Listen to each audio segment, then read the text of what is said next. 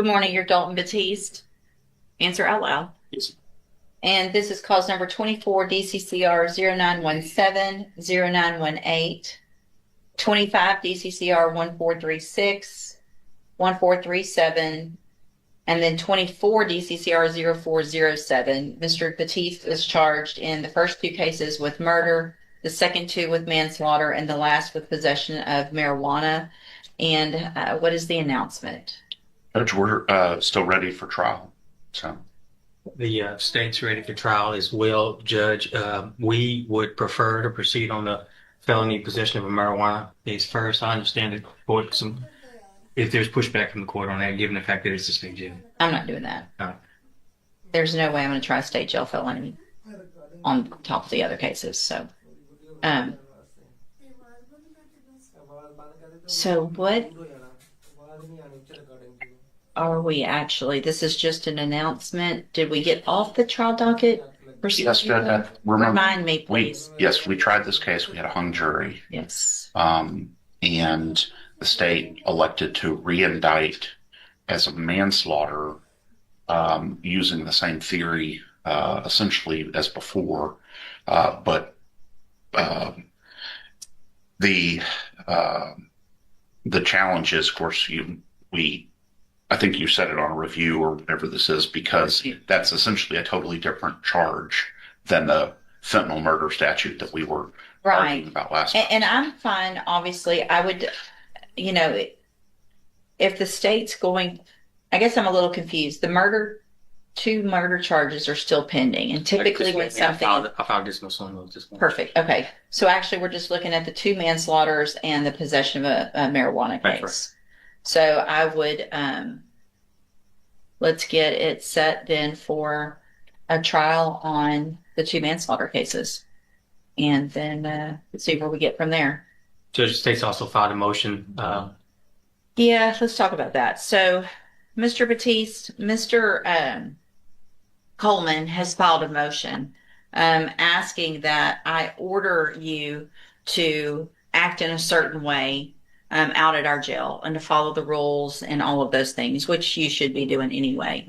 I feel like we've probably already had this conversation, but what I can do, and here's what I don't necessarily want. I don't disagree with Mr. Coleman a single bit.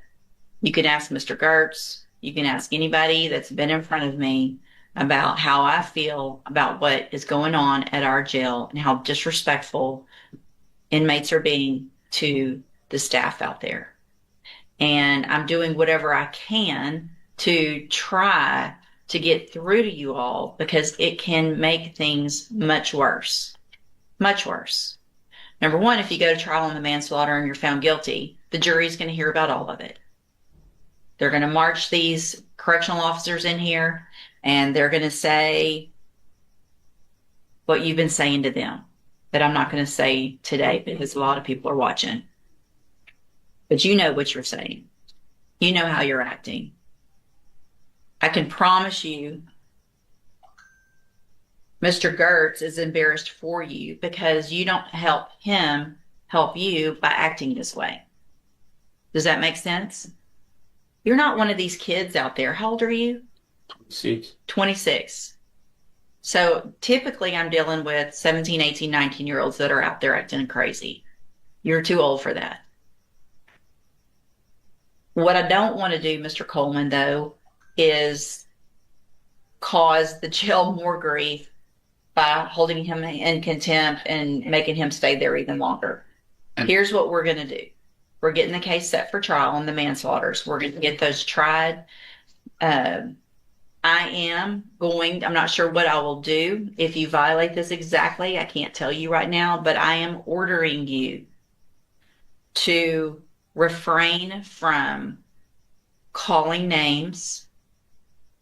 And if you need me to tell you everything, I can. If I need to be specific, I'll be specific. Because what I don't want you to come in here and say, well, I didn't say bitch, I said whatever. You know what I'm saying? Yes, ma'am. Behave. Don't call names. Don't tell them they don't have rank. Don't tell them I get what I want, B. That's not how you talk to somebody who's just going to do their job. They're just trying to go do their job and go home. And they got to deal with you and all the other people out there that are acting like idiots. So I'm going to order you to not do that. What that means is if you violate that order and do it, and I get more incident reports, Mr. Coleman will ask me to hold you in contempt. And what I can do for every single incident, for every name you call, for every time you get written up, for every time you don't follow the rules, I can hold you in contempt and I can order 6 months. And then I can stack 6 months for every name. Every time you say it, I can stack it, stack it, stack it. Do you understand? Yes. So you are now court ordered to follow the rules, which I shouldn't have to do, but I am. Okay? Yes. So I will set these cases for trial at the very next trial setting that we can get them on, and we'll go forward at that time. All right? Thank you, Judge. You can go back with the bailiff. Yes. I need the certification. Kaylin Douglas. Yeah. Kaylin Douglas. It should have been with, oh, never mind. Did I print it? Nope, I haven't yet. I kept it. That's why. Okay. All right. So just for the record, and I've gone back to review the pre-sentence report just to remind myself of what was in that and kind of what got us where we are now. And Mr. Douglas, I hate this because I really, really, really wanted you to succeed. I really did. I wanted you to be able to go to ISF, but I can't not stick to my word. I told probation when you were here. I told you when you were here. No more incident reports before ISF or you're not even going to make it. And it has been 1, 2, 3, 4, 6, 7. What day were we here? Dozens, at least. The sentence date was supposed to be, the sentence date was November 18th. So since November 18th,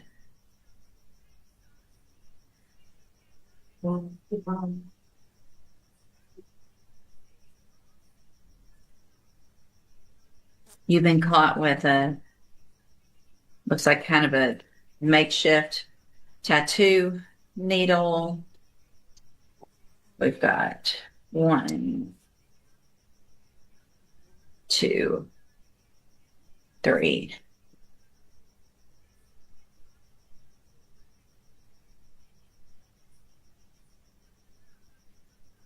4 or 5 at least times when you have been exposing yourself while masturbating to the officers, spraying other inmates with disinfectant spray,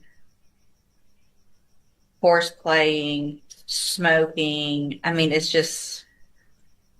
Judge, I certainly understand your thoughts about it not being enough time, especially with the incident reports you're having a problem with on all these people in the jail. No, I think I'm going to go along with what you guys have agreed to. I just wanted some time to look at it. That I'm just reminding myself of all. I mean, the fact that you got this in the first place, because we went through. I have it all marked off on this PSI. Your juvenile history and the opportunity you were given now that you're an adult to change your life and just follow the simple rules. So I am going to, let's see.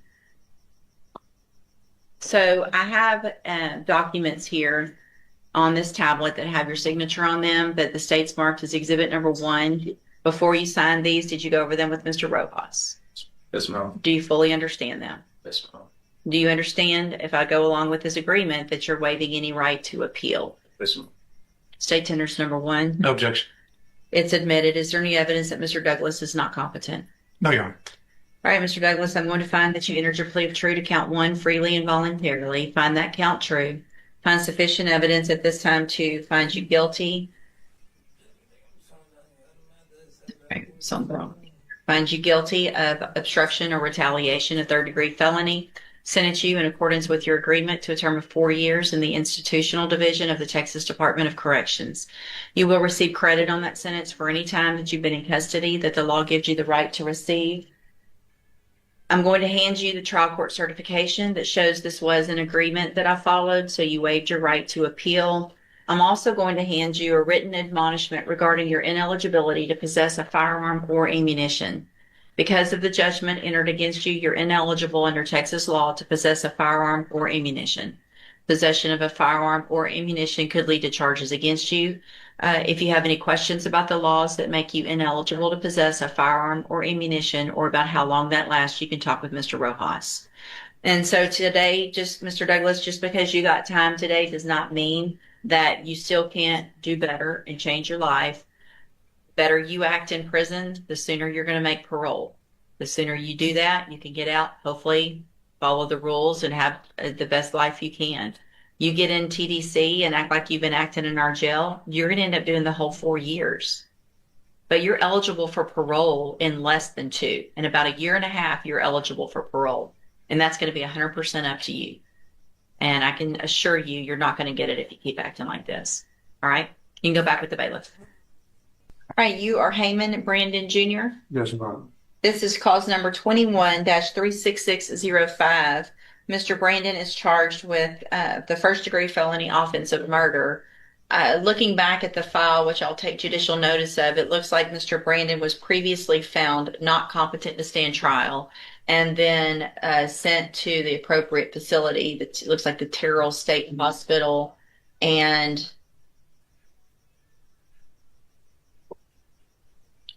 let's see, so are we now?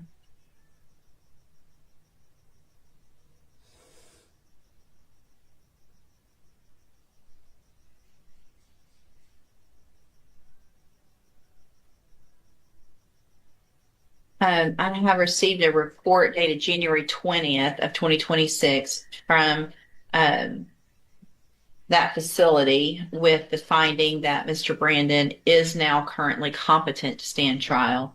That evaluation includes a evaluation report, trial competency evaluation report that was prepared by a Dr. Jessani. The finding in that is, again, that Mr. Brandon is competent to stand trial, and that he is able to move forward with his criminal proceedings at the present time. That was also signed off on by a Dr. Lampley as well. So I have both of those doctors saying that he was currently competent to stand trial. We got him back, and we're here now. So what is the announcement? Your Honor, what I did was I kind of challenged that. I thought I was going to challenge that. So I sent Dr. Gopon out because we were having a hard time communicating even when he got back to the jail 3 weeks ago or so. Dr. Gopon went out also corroborating the fact that he feels like he's also competent. Okay. So I reached out to Mr. Smith, who is still dealing with the family. I'm still dealing with him, which is going to take a little time. I have a insanity evaluation that's also being done by Dr. Gopon. If we could have a somewhat of an extended announcement, then we could come back and be prepared. I'm literally asking possibly, Governor Smith, for possibly a bench trial. The thing. So let's do this. What I'll do then, based on that report, as well as the your statement that Dr. Gopon is also going to, and I believe I do have a copy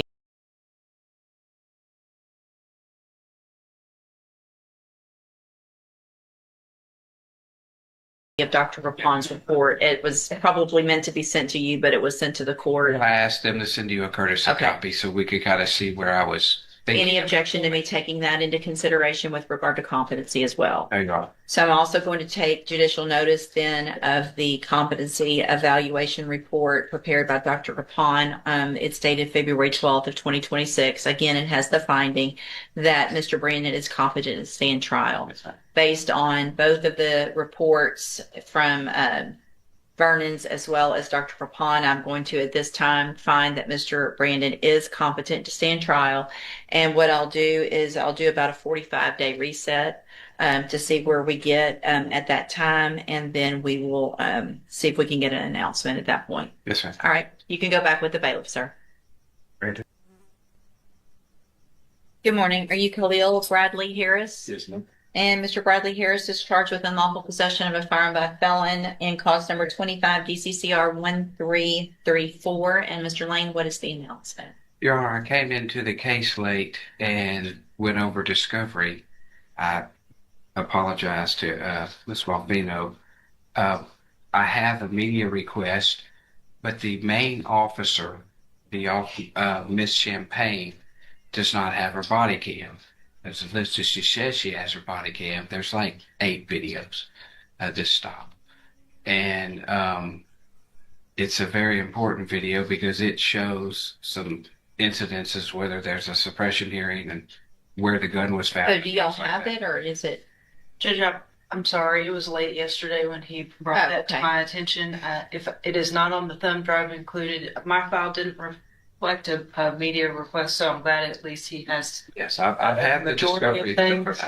I will Okay. take a look at the thumb drive I have, and if it's not on there, I will reach out to her myself. Okay, I'll just do a normal reset. Mr. Bradley Harris, that will give Mr. Lane time to get all of the discovery. He'll come out, I'm sure, and go over all of that with you, and we'll get an announcement at the next court date. Okay, thank you. You can go back with the bailiff. A packed courtroom turned tense as defendants facing murder, manslaughter, and felony charges stood before a judge who had clearly run out of patience. One inmate accused in multiple death-related cases was warned directly about his behavior inside jail after repeated reports of disrespect toward correctional officers. The judge made it painfully clear that every insult, every threat, and every rule violation could add even more time behind bars. What shocked the courtroom most was her warning that each single incident could stack into months of contempt charges. In that moment, the case stopped being just about manslaughter. It became about self-destruction in real time. Then came another defendant already given a second chance through probation, only to throw it away with non-stop jail misconduct. Reports described fights, contraband, exposing himself to officers, and constant rule violations. The judge admitted she truly wanted him to succeed, but after reviewing pages of incident reports, she sentenced him to 4 years in prison. Still, even while handing down prison time, she offered one final warning. His future now depends entirely on how he behaves from this point forward. The courtroom also saw a murder defendant previously ruled mentally incompetent officially declared fit to stand trial after multiple psychiatric evaluations confirmed. He now understood the proceedings.